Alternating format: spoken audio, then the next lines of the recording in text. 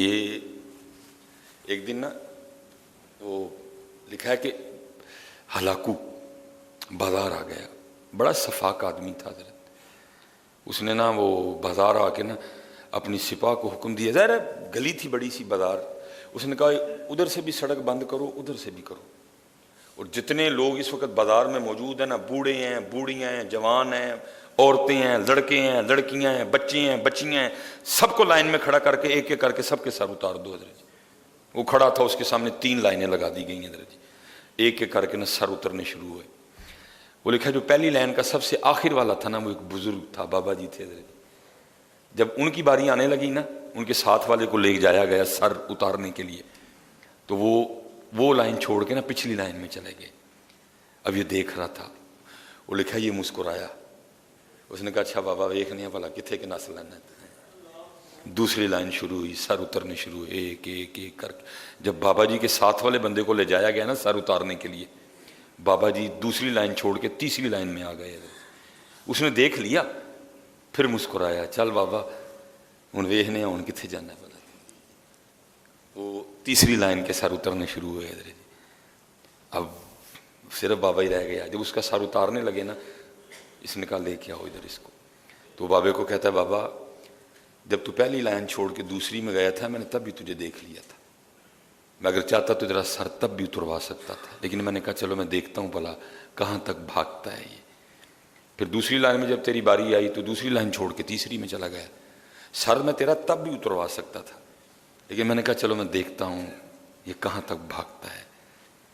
اب بتا بابا کیا کرے گا؟ اب تو بھاگنے کے لیے تیرے پاس کچھ بھی نہیں ہے. اب ہے کو تجھے بچانے والا؟ بچا سکتا ہے تجھے کوئی؟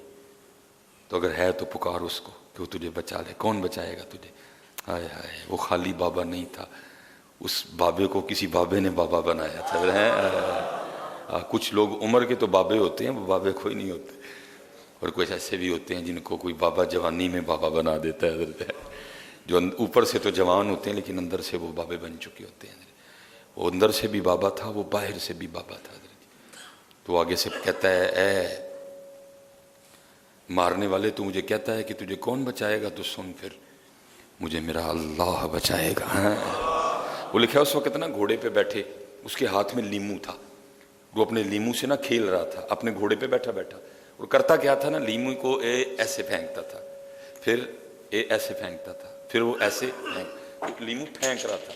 جب اس نے کہا نا میرا اللہ بچائے گا، تو اس کو تھوڑا سا نا غصہ آیا، اس کو تھوڑا سا، اور اس نے وہ جو ادھر سے لیمو پھینکا نا، غصے میں لیمو تھوڑا آگے گیا، تیش آ گیا نا، زیادہ زور لگ گیا ہاتھ سے حضرت.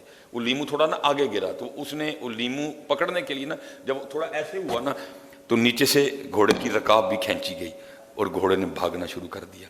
کیونکہ وہ پہلے ایسے تھا، جب گھوڑا بھاگا وہ زمین پہ گر گیا، گھوڑا پوری شدت سے بھاگا، آگے پتھروں کا ڈھیر پڑا تھا، لکھا ہے وہ پتھروں سے ٹکرا کے خود چکنا چور ہو گیا. بابا وہاں کا وہیں کھڑا تھا. تو کر تو صحیح، تجھے خود ہی نہیں تیرے اللہ پہ یقین ہے، تو خود بے یقینی کا شکار ہے، تو خود شک میں ہے، پتہ نہیں ہوگا نہیں ہوگا، ہوگا کہ نہیں ہوگا. اوے ہوگا کیوں نہیں ہوگا میاں؟ جب وہ کہہ رہا ہے وَمَن يَتَوَكَّلْ عَلَى اللَّهِ فَهُوَ حَسْبُهُ، اور پھر اس آیت کا کمال ترجمہ میاں محمد بخش صاحب نے کیا. آپ فرماتے جیڑے لوگ توکل والے بنا مشقت پال دے حضرت ہیں، تیرا توکل ہی کوئی نہیں ہے، یقینی حضرت جی. یاد رکھو اس وقت مسلمان کو سب سے زیادہ جس کی ضرورت ہے نا، وہ یقین ہے بیٹا.